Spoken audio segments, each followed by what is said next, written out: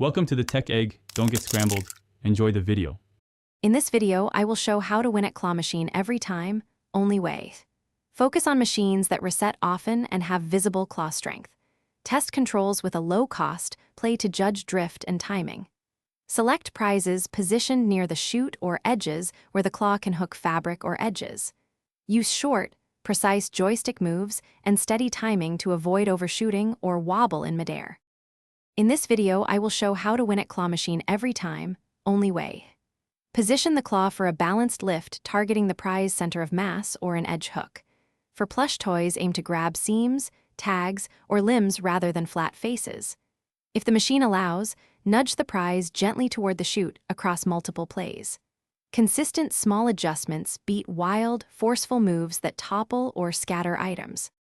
In this video, I will show how to win at claw machine every time, only way. Quick recommendation.